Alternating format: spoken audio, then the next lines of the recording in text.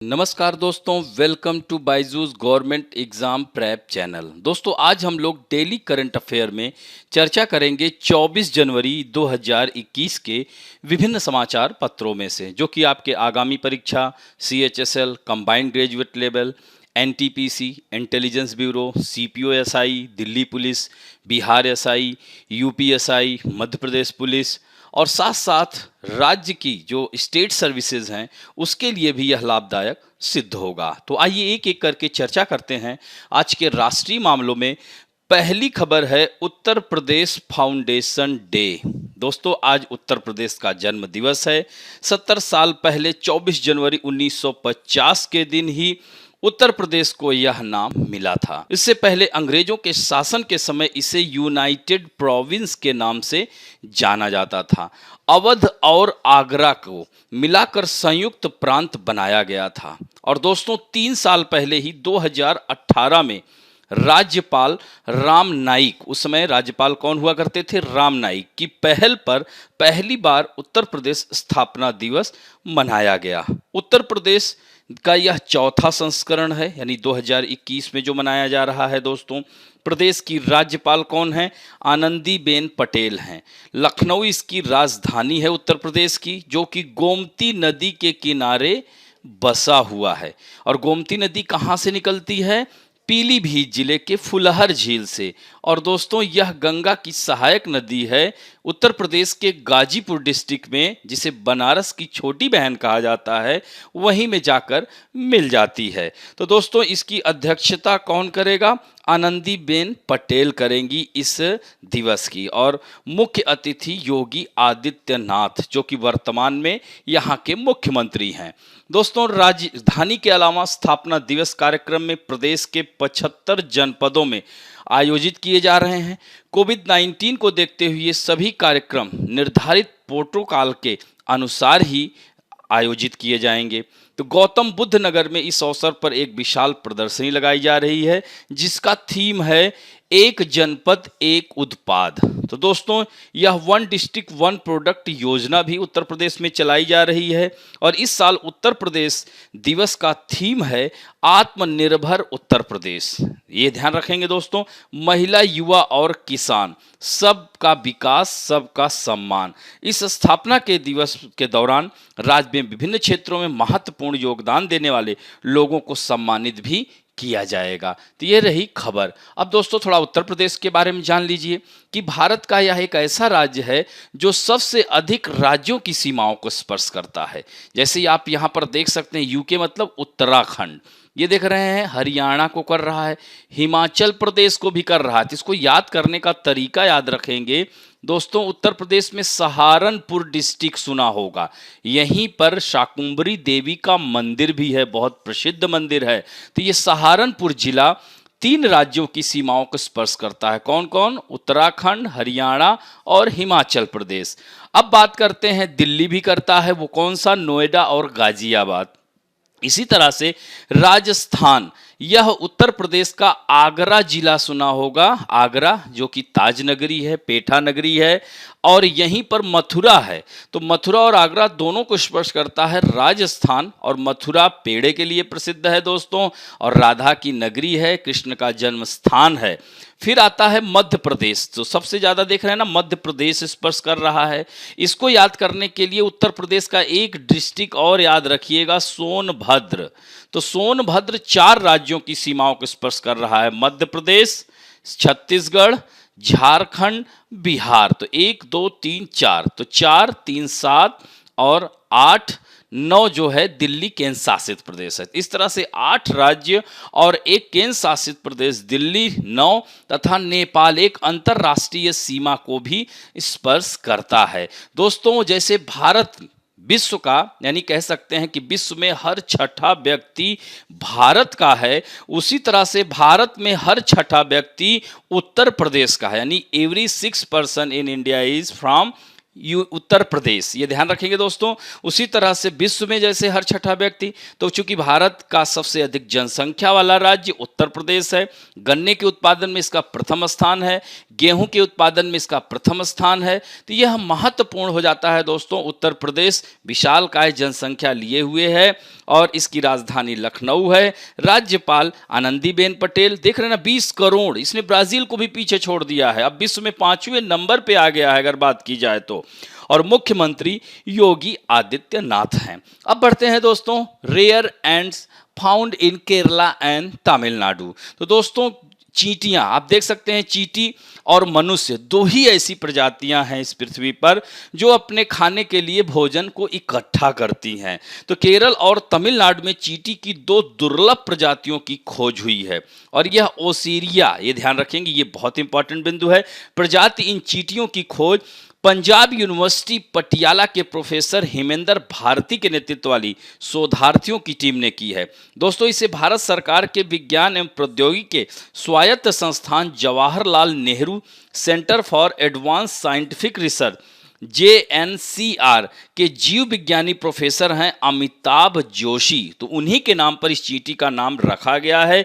ये दो नई चींटी प्रजातियां ऐसी पहली प्रजातियां हैं जिसके जीनस में 10 खंडों वाले एंटीना हैं। तो इसका नाम क्या रखा गया है दोस्तों? ओसीरिया जोशी, ओसेरिया जोशी, ये याद रखेंगे पॉइंट को। अब बढ़ते हैं दोस्तों, वर्तमान में ओसेरिया जीनस की 14 प्रजातियां हैं। इसमें से 8 प्रजातियों में 9 खंड वाले एंटीना हैं, जबकि 5 11 खंडों वाले एंटीना हैं और एक प्रजातियों में 8 खंडों वाले हैं। दोस्तों भारत में अब तक इस जीन्स की 2 प्रजातियां हैं, एक में 9 खंड वाले एंटीना है, दूसरे में 11 खंड वाले। और ये नई प्रजातियों की खोज को जू केस जर्नल में प्रकाशित किया गया है। Amitabh Joshi Jawaharlal Nehru centre for advance scientific research के एक जीव विज्ञानी हैं और यह एक स्वायत्त संस्था है दोस्तों। और चींटी का जंतु वैज्ञानिक नाम भी याद रखिएगा, फॉर्मिसिडाए, ध्यान रखेंगे, ये भी बहुत इंपॉर्टेंट बिंदु है। अब बढ़ते हैं, तीसरी महत्वपूर्ण खबर है, on this 26 January jail tourism, jail पर्यटन एक नई पहल है to start in Maharashtra government from Yerwada jail. दोस्तों यरवदा जेल का नाम सुना होगा, इसमें महान पुरुष महात्मा गांधी, नेताजी सुभाष चंद्र बोस जैसी विभूतियां इस जेल में रखा गया था स्वतंत्रता आंदोलन के दौरान। तो दोस्तों 26 जनवरी को गणतंत्र दिवस के अवसर पर महाराष्ट्र में जेल पर्यटन को बढ़ावा देने के लिए शुरू हो रहा है। पुणे की यरवदा जेल से यह आरंभ होगा जेल पर्यटन का कार्यक्रम। इसके बाद आम लोग पर्यटक बनकर राज्य की कई अन्य ऐतिहासिक जेलों को अंदर से देख सकेंगे और 26 जनवरी को मुख्यमंत्री उप मुख्यमंत्री जेल पर्यटन का उद्घाटन करेंगे। तो दोस्तों यह पिछले 1 साल से तैयारी चल रही थी लेकिन कोविड के कारण नहीं हो सकी थी। इसके तहत राज्य की 12 ऐतिहासिक जेलों को शामिल किया जाएगा इस जेल टूरिज्म के तहत। दोस्तों दूसरे चरण में नागपुर सेंट्रल जेल पर्यटन शुरू किया जाएगा। ठाणे, नासिक, रत्नागिरी जेल को भी जेल पर्यटन योजना में शामिल किया जाना है। अब इसकी विशेषता क्या होगी? इसमें पर्यटकों को यरवदा जैसे तमाम जेलों के ऐतिहासिक महत्व की जानकारी दी जाएगी। साथ ही इन जेलों में कैदियों की जीवन शैली की भी झलक देखने को मिलेगी। स्कूली छात्रों से 5 रुपया टिकट लगेगा, कॉलेज के छात्रों से 10 रुपया और सामान्य पर्यटकों से 50 रुपए का शुल्क लिया जाएगा। सुरक्षा की दृष्टि से एक बार में 50 पर्यटक को ही जेल के भीतर जाने दिया जाएगा और मोबाइल फोन, कैमरा जैसी चीजें अंदर जाने की अनुमति नहीं होगी।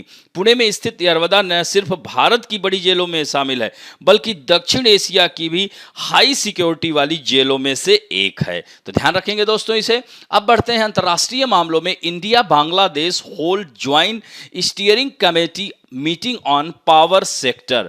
दोस्तों भारत और बांग्लादेश, जैसा कि आपको पता है कि बांग्लादेश हमारा ही हिस्सा था।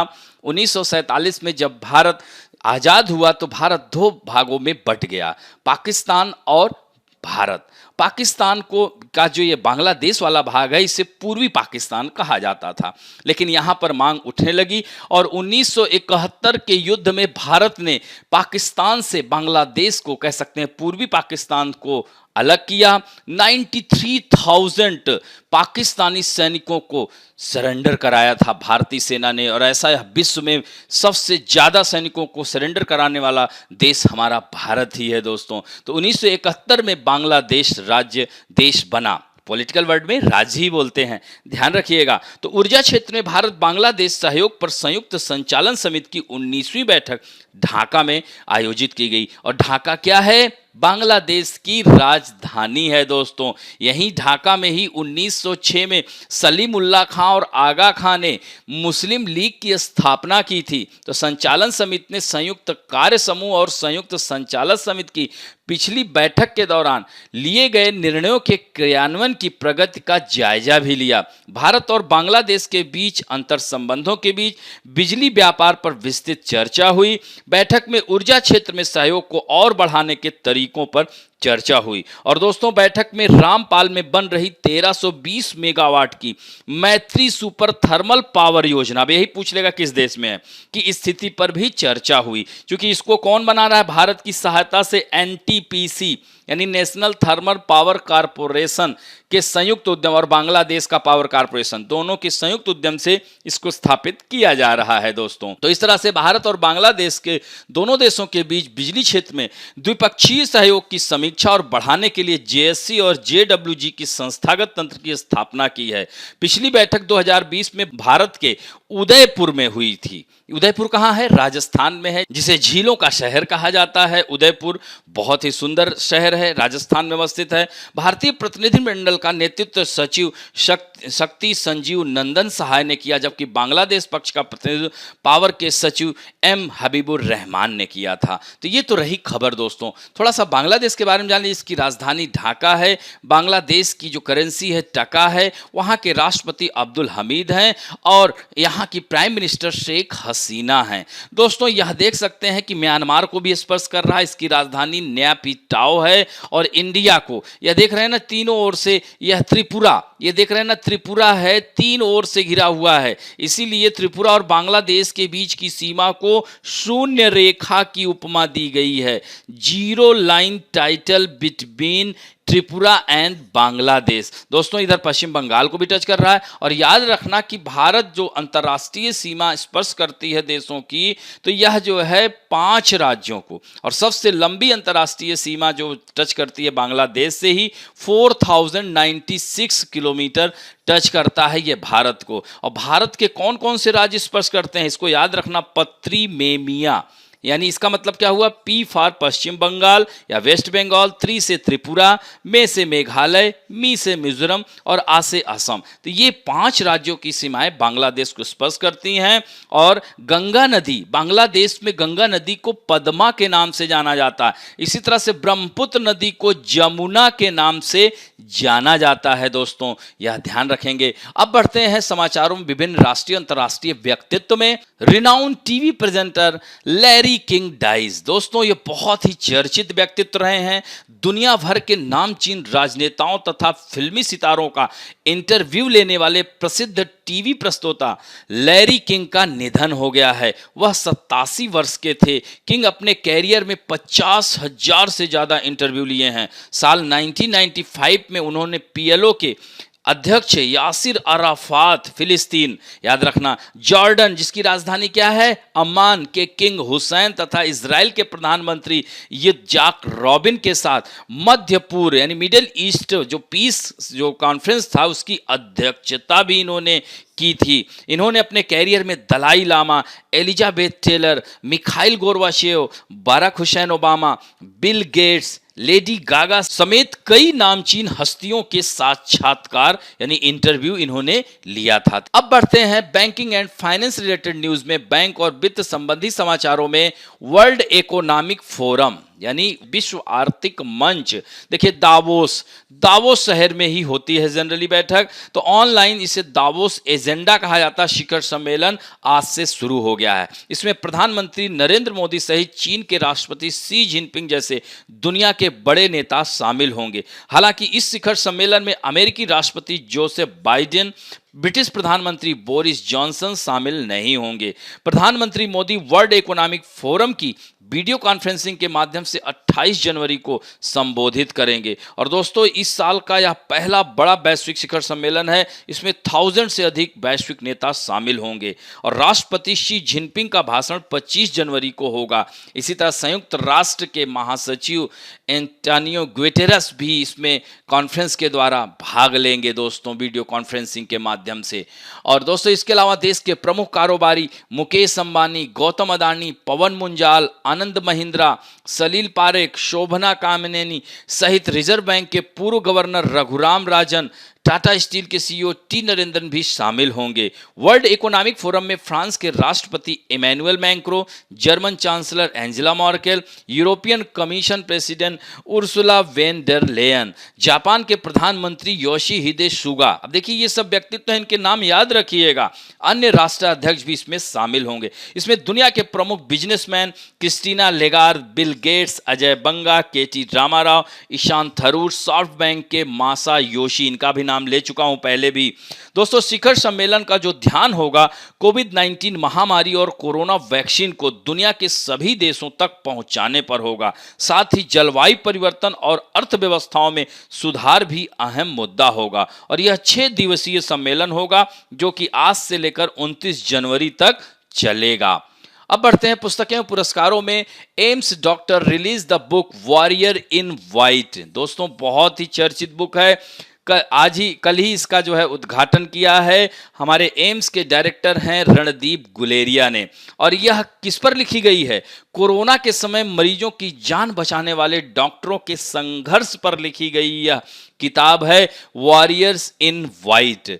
दोस्तों यह पुस्तक एम्स के बायोफिजिक्स विभाग के प्रोफेसर डॉक्टर सुजाता शर्मा ने, ये पॉइंट भी याद रखना, उन्होंने बताया है कि कोरोना काल में अपनी जिम्मेदारियों को बेहतर तरीके से निभाने वाले 7 डॉक्टरों के संघर्ष की कहानी इस किताब में लिखी गई है। इसमें एम्स के डायरेक्टर डॉक्टर रणदीप गुलेरिया की भी कहानी शामिल की गई है। अब बढ़ते हैं, नेक्स्ट है Chirag selected for national children's award for swadeshi tech. दोस्तों चिराग भंसाली यह नोएडा के सेक्टर 40 में रहने वाले, इनका चयन हुआ है राष्ट्रीय बाल पुरस्कार के लिए। यह पुरस्कार उन्हें इनोवेशन के क्षेत्र में उत्कृष्ट योगदान के लिए दिया गया। डीपीएस नोएडा के 11वीं के छात्र हैं चिराग ने चीनी ऐप का विकल्प खोजने के लिए स्वदेशी टेक नाम से वेबसाइट बना दी है दोस्तों।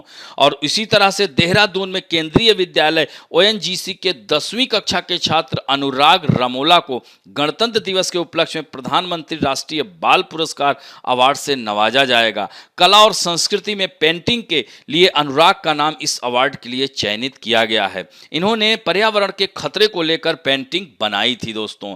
तो इस तरह से 25 जनवरी को प्रधानमंत्री नरेंद्र मोदी चिराग भंसाली और अनुराग सहित देश भर के विभिन्न राज्यों से चयनित 32 बच्चों से ऑनलाइन संवाद करेंगे।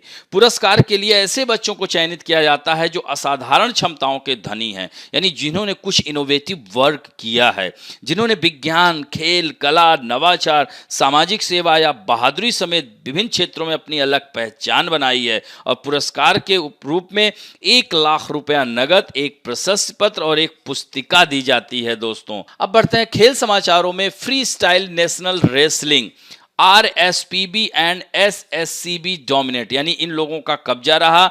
अमित धनखड़ ने कांस्य पदक जीता, यानी राष्ट्रमंडल चैंपियनशिप में 3 बार के स्वर्ण पदकधारी अमित धनखड़ यहां 65वीं पुरुष फ्री स्टाइल राष्ट्रीय कुश्ती प्रतियोगिता में कांस्य पदक से ही इनको संतोष करना पड़ा। तो राष्ट्रमंडल चैंपियनशिप में कुल 6 पदक से शानदार रिकॉर्ड रखने वाले अमित 2 दिवसीय प्रतियोगिता में हरियाणा का प्रतिनिधित्व कर रहे थे। उन्हें 74 किग्रा, ये भी याद रखिएगा, कभी कभी ये भी पूछ लेता है किस किलोग्राम वर्ग में इनको मिला है, तो इनको 74 किलोग्राम में कांस्य पदक मिला है। वहीं पहले दिन 5 वजन वर्गों में 57 केजी, 61 केजी यानी 57 केजी, 74 केजी, 92 केजी, 125 केजी के मुकाबले खेले गए। तो सेना खेल नियंत्रण बोर्ड जिसे एसएससीबी के पंकज ने 57 किलोग्राम में स्वर्ण पदक जीता, जबकि हरियाणा के अमन ने रजत, दिल्ली के राहुल और हरियाणा के शुभम ने कांस्य अपने नाम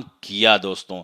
तो इस तरह से वहीं 61 किलोग्राम में एसएससीबी के रविंदर ने स्वर्ण, महाराष्ट्र के सूरज ने रजत, जबकि रेलवे खेल संवर्धन बोर्ड जिसे आरएसपीबी कहते हैं कि नवीन और एसएससीबी के सोनबा तानाजी ने कांस्य पदक जीता। पंजाब के संदीप सिंह ने 74 किग्रा में पहला स्थान हासिल किया। आरएसपीबी के जितेंद्र ने रजत पदक प्राप्त किया। इसी तरह से आरएसपीबी के प्रवीण ने 92 केजी का स्वर्ण पदक और 125 किग्रा वर्ग का स्वर्ण पदक आरएसपीबी के सुमित ने अपने नाम किया। तो इस तरह से आप देख रहे हैं ना, आरएसपीबी और एसएससीबी दोनों जो है लगा बहुत सारे पदक जीते हैं, तो इन्हें ध्यान रखेंगे दोस्तों। अब बढ़ते हैं महत्वपूर्ण दिवस में, नेशनल गर्ल चाइल्ड डे। दोस्तों आज राष्ट्रीय बालिका दिवस है। इसकी शुरुआत 2009 में महिला बाल विकास मंत्रालय ने की थी।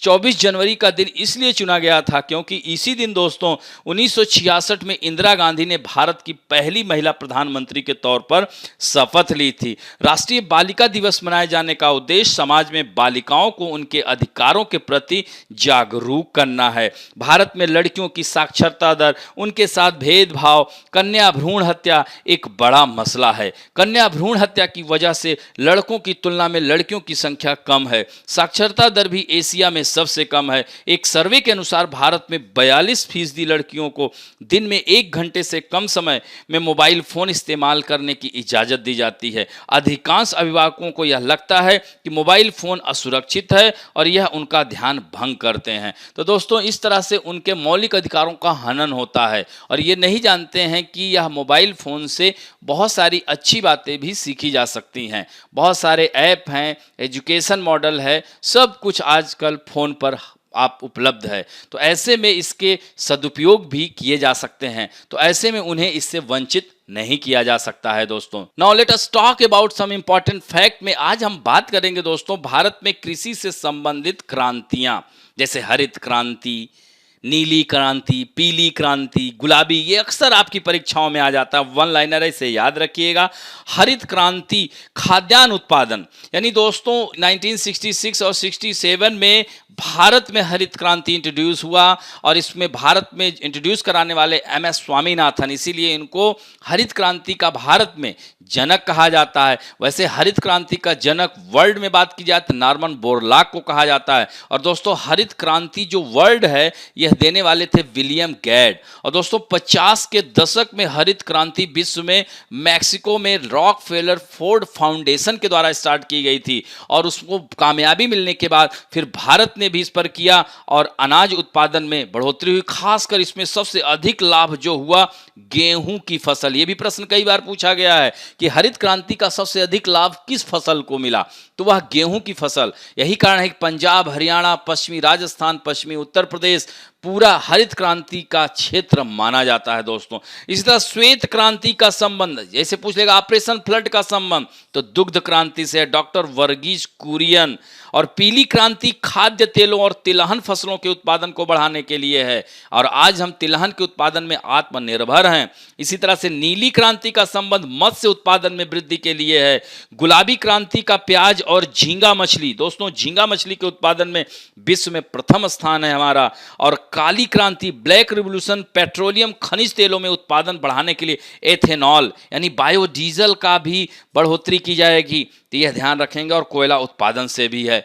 नेक्स्ट है धूसर क्रांति, जिसे ग्रे रिवोल्यूशन कहते हैं, उर्वरक उत्पादन फर्टिलाइजर प्रोडक्शन से संबंधित है। और रजत क्रांति दोस्तों अंडा उत्पादन, मुर्गियों की उत्पादकता, और आंध्र प्रदेश अंडे के उत्पादन में प्रथम स्थान है। इसी तरह से गोल्डन रिवोल्यूशन सुनहरी क्रांति बागवानी उत्पादन हॉर्टिकल्चर की वृद्धि से है, विशेषकर फल, विशेषकर सेब उत्पादन, और यही का इसको शहद भी उत्पादन इसमें जोड़ा जा रहा है। और दोस्तों फल एवं सब्जियों के उत्पादन में विश्व में दूसरा स्थान हमारे भारत का है, प्रथम स्थान चीन का है। इंद्रधनुषी क्रांति में इसमें हरित, पीली, नीली, लाल, गुलाबी, भूरी, धूसरी सब क्रांतियों को साथ लेकर चलने का लक्ष्य है। और सदाबहार क्रांति क्या है? इसका उद्देश्य है देश की मिट्टी को उन्नत बनाना, किसानों को लोन दिलाना, रेन वाटर हार्वेस्टिंग एवं कृषि शोध को बढ़ाना है। और गोल क्रांति, इसका संबंध है आलू के उत्पादन को बढ़ाना है दोस्तों। और आलू के उत्पादन में भी भारत विश्व का दूसरा सबसे बड़ा उत्पादक देश है।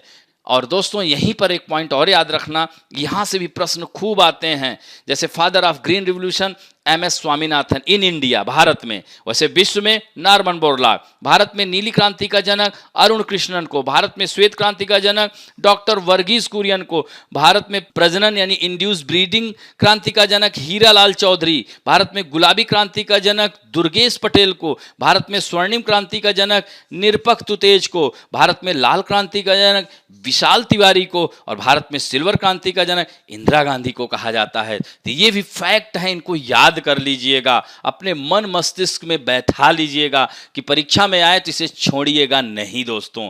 अब आते हैं आप लोगों के सेक्शन में जो कि लगातार बहुत ही अच्छा उत्तर दे रहे हैं। आइए देखते हैं कौन कौन लोगों ने उत्तर दिया है। तो आज उत्तर देने वालों में हैं सुकन्या जेना, मोनी गुप्ता, स्नेहा माची, मनु शर्मा, सज्जाद हुसैन, स्टडी प्लस, बहात यूनिस, विश्वजीत कुशवाहा, शविता परिहार, राम बहादुर, वैष्णवी, सौरभ दत्ता, प्रतीक गंदोत्रा, वंदना, सूरज उपाध्याय, सौरभ चौधरी, संतोष कुशवाहा, ए शेख, मुस्कान हरुण शेख, अश्विन प्रभा, विशाल कुमार, विवेक सिंह, दीपक कुमार, वंदना सैंधव, हेल्प बायोटेक, खेतेश मंसूरिया, सुकेश कुमार चौरसिया, संजय नेगी, शिवजी गारे, प्रशांत कुमार और आदि कुमार, इतने लोगों ने कमेंट और उत्तर दोनों दिया है। आशा करता हूं कि अगले दिन और ज़्यादा से ज़्यादा लोग आप लोग उत्तर देंगे। तो आइए आप लोगों के सामने पहला प्रश्न है, पहली बार उत्तर प्रदेश स्थापना दिवस किस वर्ष में मनाया गया था? 2014 में, 2016 में, 2018 में या 2019 में? नेक्स्ट है, recently in which two state two rare species of ant have been discovered, यानी हाल ही में किन दो राज्यों में चींटी की दो दुर्लभ प्रजातियों की खोज हुई है? उत्तर प्रदेश, बिहार, मध्य प्रदेश, छत्तीसगढ़, केरल, तमिलनाडु, महाराष्ट्र और गुजरात। तीसरा क्वेश्चन है, 26 जनवरी को गणतंत्र दिवस के मौके पर महाराष्ट्र की किस जेल में जेल पर्यटन यानी जेल टूरिज्म की शुरुआत हो रही है? Yerwada jail, Nagpur jail, Ratnagiri jail या नासिक जेल? नेक्स्ट है, 1320 मेगावाट की मैत्री सुपर थर्मल पावर परियोजना किस देश में है? नेपाल, भूटान, बांग्लादेश या म्यांमार? और पांचवा क्वेश्चन है, प्रसिद्ध टीवी प्रस्तोता लैरी किंग का निधन हो गया, वह किस देश से हैं? ब्रिटेन, अमेरिका, जर्मनी या फ्रांस? नेक्स्ट क्वेश्चन है, where is the world economic forum online summit taking place? Davos, Brussels, Paris या लंदन? नेक्स्ट क्वेश्चन है, वॉरियर्स इन वाइट पुस्तक के लेखक कौन हैं? Doctor Sujata Sharma, doctor Randeep Guleria, professor Vijay Raghavan या professor Ashutosh Kumar? Next question है, अमित धनखड़ का संबंध किस खेल से है? कबड्डी, कुश्ती, मुक्केबाजी या निशानेबाजी? दोस्तों 9वां प्रश्न है, राष्ट्रीय बालिका दिवस कब मनाया जाता है? 21 जनवरी, 22 जनवरी, 23 जनवरी या 24 जनवरी?